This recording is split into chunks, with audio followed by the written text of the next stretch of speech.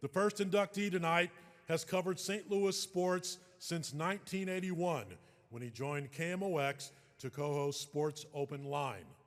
Mike Claiborne has served in various on-air roles covering SLU and UMSL basketball, the Blues, the Rams, and the Cardinals. He joined the Cardinals radio network in 2006. Please welcome to the stage Mike Claiborne's longtime friend and former sports talk partner, Bob Ramsey.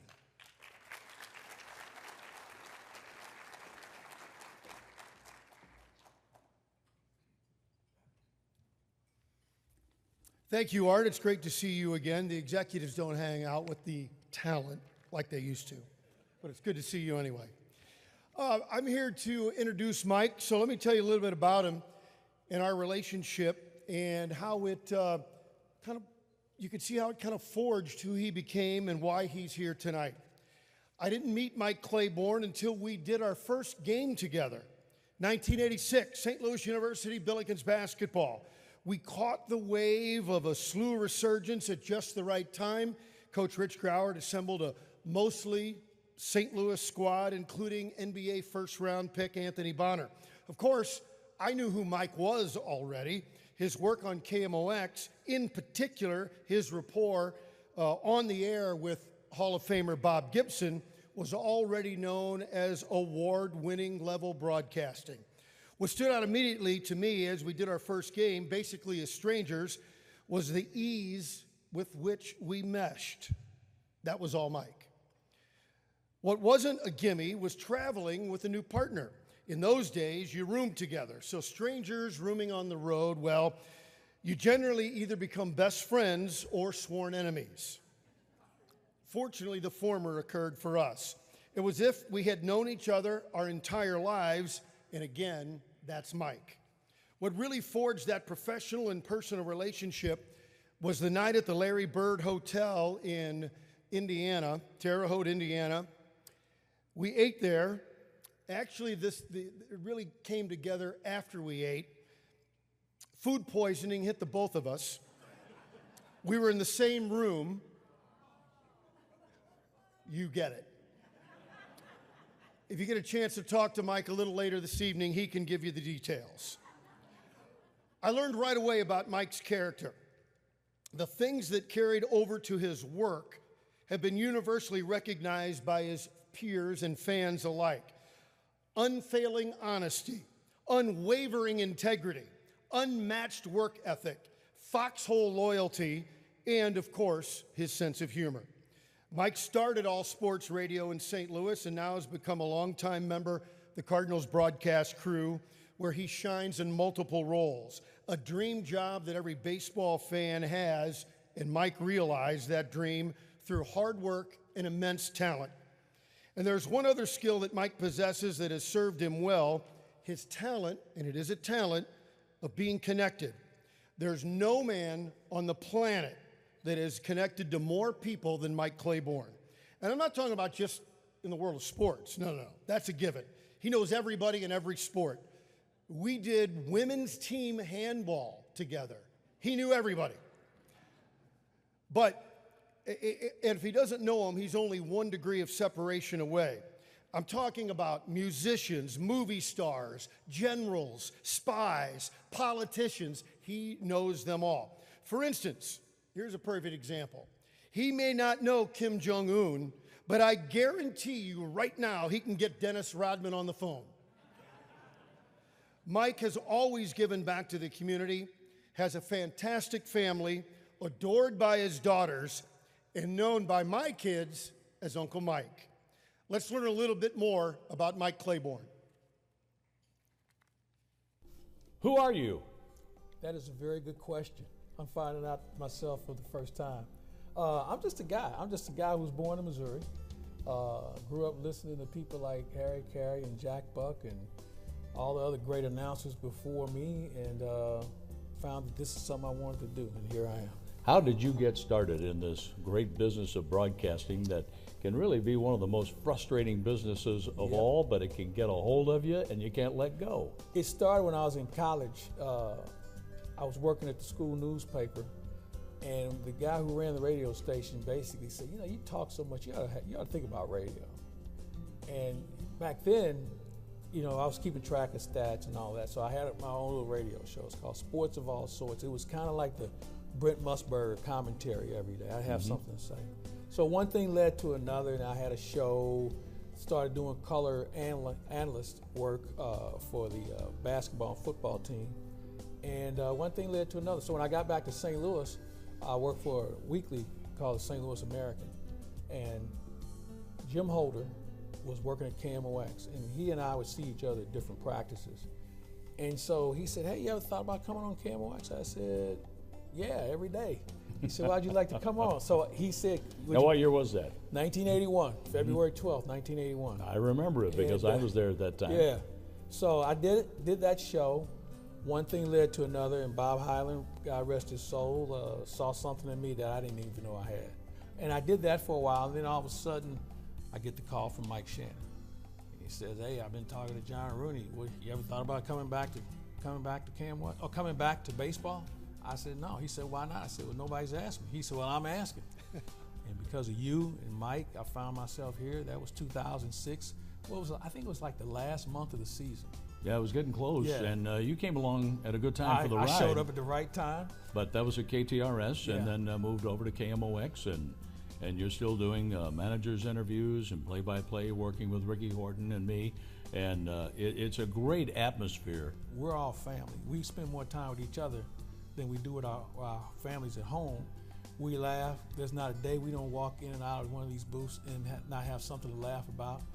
But, you know, as intense as it can be, we've always found a way to be there with each other, for each other, and watch our families grow and things of that nature. So that's the neat thing about it that people don't know. They hear us, and they hear us having fun, but if they were only in one of these rooms before a game or even after a game, they'd say, yeah, I want to sign up for that. Claibs, I could not be happier for you going into the Missouri Broadcasters Hall of Fame. So well deserved. You're a great teammate. You've been terrific at this for a long time. My sincere congratulations, my friend. Hey, Claibs, congratulations on your selection for the Missouri Broadcasters Hall of Fame. Nobody has done it better than you. You have been such an inspiration to so many people, including me, and that wonderful place is a much better place now that you're part of that remarkable fraternity. Congratulations, pal. We all love you and enjoy this special day. Well, you love all sports. That's I know true. that. You know everybody. But think about the job, though, from when you started to where you are now, and what it has afforded you in getting to know so many people all over the world. You know, that's a great point. If not for this job, I wouldn't see so many places around the world. I wouldn't go to London to watch a baseball game. I wouldn't go to all these great cities we go to, and you meet people there that are lifelong friends. We've met presidents and entertainers and you name it, generals. But if it wasn't for this, I wouldn't know any of those people. Hi, it's Mike Kelly, the voice of the Missouri Tigers. Michael, congratulations. I am so proud of you. This is such a well-deserved honor. The thing that I will always remember about Mike Claiborne is the true friendship that you showed to me immediately upon my arrival at KMOX back in 1988. Yes, we're that old. I appreciate your help and guidance along the way throughout my broadcasting career.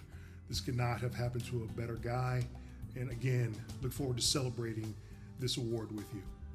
Is there something in broadcasting you have not done that you would like to? I think I've checked all the bases for what I wanted to do. And ironically, when I got into the business, I really didn't know what I wanted to do. I liked talk radio. It was fun at that time. And then I got into other things with regard to being involved with the team and listening to you. And you've been an agent. Yeah, I was in the sports agent business too, which was a lot of fun. I had a couple of first-round draft choices and a couple of Super Bowl champions, and that was a lot of fun. I had a guy play in the NBA Finals, and you get to meet players in various sports. And so now when I hear the business of sport, I have a better understanding than most people do. And a lot of these agents I still know and stay in touch with. So that's a fun element for me. I don't know anybody in St. Louis who knows more about sports than Mike Claiborne. And he also happens to be one of the best guys I've ever known in the industry. Congratulations, Mike. Hey, Michael, in addition to being a Hall of Fame person, now you're a Hall of Fame broadcaster as well. I've always known that, but it's great to see you get recognized for something that you're well deserving of, and you've helped so many people in the industry, including me. Congratulations on making another Hall of Fame. What does this induction mean to you? It means more to me than I thought it could. You know, I've gone into a couple other Hall of Fames, and I was very honored by that, but this is the highest honor we have in the state of Missouri. It's a great honor. It's truly probably the greatest honor that I think I've had in my life other than the birth of my kids. Well, you thought the Missouri Sports Hall of Fame induction was fun, right? Yeah, it was a blast. This is too. I can't wait. He's Mike Claiborne. I know who he is now.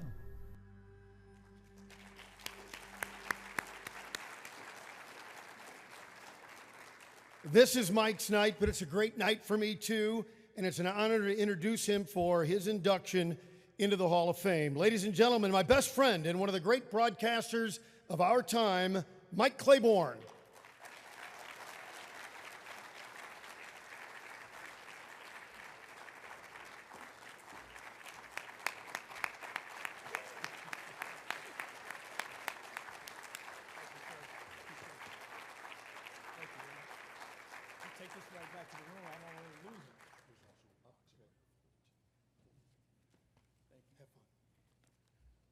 You can sit down now. It's okay.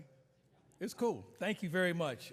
First of all, good evening to everyone. The weather was a little challenging, so for everyone who was able to come out this evening, I really appreciate it, and I know I can speak on behalf of my colleagues and inductees as far as this, feeling the same way. Love to congratulate the inductees who came in with me. This is going to be a night we'll never forget for a lot of reasons. We are celebrating this with our family and our friends, and we're getting old. You know, we're old. And that's one of the reasons why we get this award, because we've done so much. But me being a leadoff man, I don't think I've ever been a leadoff man other than leading the way to go to the principal's office because I was in trouble for something. But I will accept this honor tonight. So being a leadoff man tonight, there's one thing you're going to hear other than from me.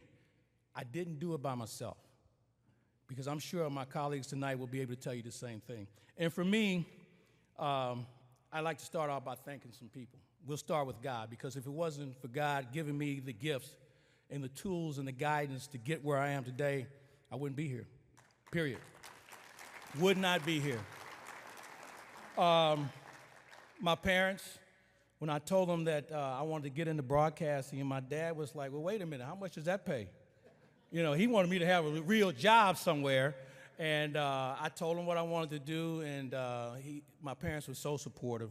And again, I wouldn't be there if it wasn't for them. People who aren't here: Robert Hyland, greatest radio man in the history of the business. Mike Shannon, you all know Mike Shannon. I know Mike Shannon. You all know what he meant to me. Bob Gibson, Jack Buck, people who all saw something in me that I didn't see in myself at the time, and I'm just glad they just gave me a little extra time to be able to develop a skill. And for all the teachers and coaches that have been part of my life, I thank you for your patience. I know I was no day at the beach for some of you, but you know, it is what it is. And I appreciate your patience in letting me come back to practice the next day. There's some people who aren't here that I definitely want to give thanks to. Guys I grew up with: Dave Robinson, Brad Edwards, Darrell Bills, Jimmy Williams, Dr. Rick Lehman, and you saw Frank Cusimano, and one of my best friends, Ozzie Smith. Obviously, we had another issue going on in St. Louis with Whitey Herzog and his memorial service, and you know, I just didn't want to forget those guys because they meant so much to me over the course of my life. My broadcast family: John Rooney, they don't make him any better than him, and Ricky Horton, and Jim Jackson, who you all have heard about for so many years. He's been the glue. And then, you know, you have people like Matt Pauley, who's filling in for me tonight. Joe Pott, Chip Carey, Brad Thompson, Jimmy Ballgame, some of the people, Jimmy the Cat Hayes, Alexa Dat. You know, we're such a family that, you know, we're together so much, we have so much fun with each other. And I can't go without thanking the managers that I work with: Mike Matheny, one of the greatest men on the planet; Oliver Marmol, Mike Schilt, the coaches, and all the players that I've dealt with in various sports over the years that have made this job so much fun for me. the PR staff with the Cardinals, Brian Bartow and Michael Whitty and Chris Tuno, and all the people in the front office that I've had a chance to work with, John Mozeliak and a number of other people that have made this thing, again, so much fun. Because I am a guy who likes to have fun. I don't know whether you know this or not. I have been known to be a guy who likes to have a good time. So now, for the people who are here, I want to thank you all. I'm going to start with my family. My daughter, I have 2 daughters. One is here. The other one couldn't make it. My firstborn, 9:49 p.m., April 1st. Never forget it. I was there. It was right between halves of a basketball game. And my wife came in and said, I think it's time to go. I said, well, hold on. We got 2 more minutes to go. And anyway, one of the greatest moments of my life, watching Taylor Elise Claiborne being born. Her significant, Matthew Smith. I love this guy for so many reasons. He's a real man. He's doing a great job raising his son and his kids. And, man, I'm so glad that you're part of what we are. Thank you for what you mean to my daughter. I said I wasn't going to cry, okay? I'm that guy. My daughter said, here we go. I'm not going to cry. I'm not going to cry. But you know what? I'm looking around, and I look at my guys in the audience, guys I grew up with like Sam Seeley. Boy, we have some stories, don't we? Howard Richards, his dad and my dad used to hang out together, and there are some real stories when those 2 used to run together.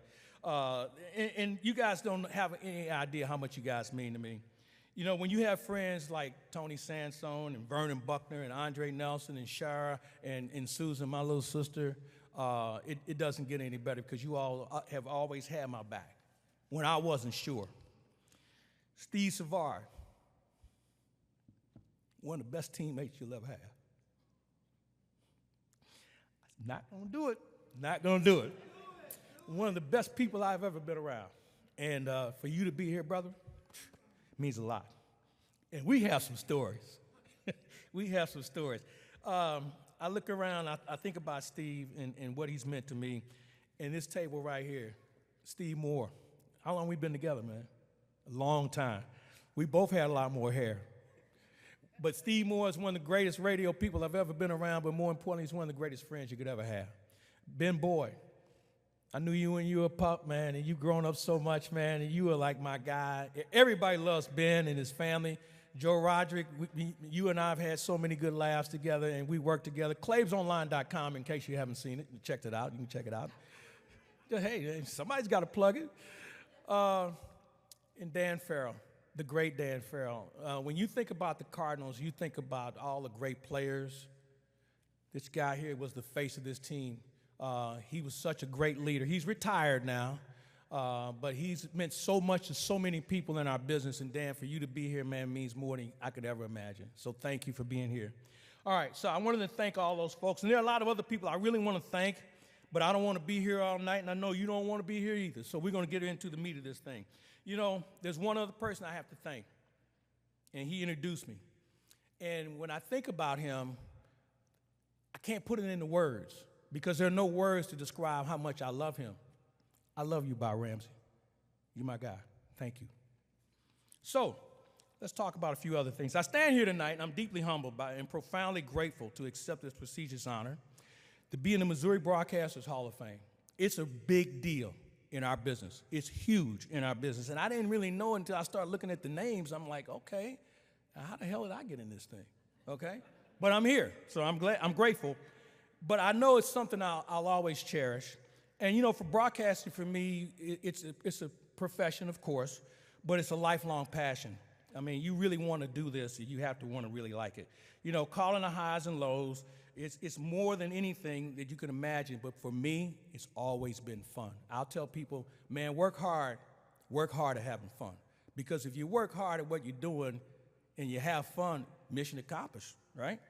In this world of broadcasting, it's not merely storytellers or anything along that line, because we're conduits of information, descriptions and accounts, and voices of reason is what we try and be. We can shape the narratives and challenges and perceptions. We can also inspire change when needed. And for the power that comes with it, it's a profound responsibility on our part to uphold the highest standard in integrity, authenticity, and of course, working hard to have fun, all right? I stand here tonight, and I'm acutely aware of the profound responsibility that comes with this honor. Like my colleagues tonight, we get it. we understand what this is all about. We know what it takes, and we're making sure we maintain standards for who's next. That's what we want to make sure they can abide by the standards we try and set. In closing, I want to express my deepest gratitude to the Missouri Broadcast Hall of Fame, their staff, their committee for making this such a wonderful night for me, my family, my colleagues, and of course the audience here this evening, because you guys have done such a tremendous job in staying in touch, and I know I can be no day at the beach and trying to catch up with me. So thank you, Terry. I tip my cap to you wherever you are. Thank you so much. I didn't get in this business to get into a Hall of Fame. Nobody gets in the business to get in the Hall of Fame. But I'm in it now, and I like it. I like it a lot. I wouldn't trade it for anything except that Powerball ticket for tonight. I think it's, what, $550 million? So maybe give the trophy back, but I'll still keep the title as Hall of Famer. Again, I just want to thank everybody for coming out tonight and being part of this. This is a night I won't forget. There's some other people that I'm thinking about right now that can't be here because of a family issue, and my prayers are with them. But for all of you all here tonight, let's have a good time. Look around the room and be thankful that we're here, and being thankful for who we're here with, and honoring the people here. Wendy Weiss, I'm getting ready to shut up. I just thought about Wendy. Wendy and I were at KMOX back in the day, and there was this DJ at another station, and he was taking shots at Wendy, and I was like, why is he doing that? She's cool. And we played in a softball game, a charity softball game, and he was at third base, and I hit a triple, and he was standing at the bag, and I had him lined up. I was going to put him in the dugout. And I went in and slid hard, and I popped up. I said, if you ever say another word about her, I'm going to go through you next time. And from that point on, because I'm not that guy who wants to take shots at people, but Wendy was always a great professional for so many reasons. And that Monday, she came up and shook my hand like, thank you very much. Wendy's got that firm handshake, and I was like, oh, okay, we're good. But Wendy, I love you and what you meant to the business. Brian, as Art said, you guys started, man, I remember I was trying to catch the bus to grade school when you guys were doing the weather. It's been a while. And the problem is you look younger than me, and so I don't know what's going on with the water you're drinking, but it's great to have you, as well as the other people who I'm hoping to get a chance to talk to a little later tonight. So I'm going to shut up because these other people want to talk, and I don't want anybody falling asleep in their salad. Thank you so much for this great honor. May God bless you all.